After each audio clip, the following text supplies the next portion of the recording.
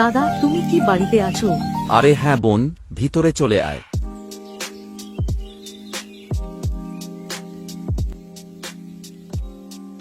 আরে দাদা, এ তো দেখছি অনেক সুন্দরভাবে বাড়িকে সাজিয়েছেন।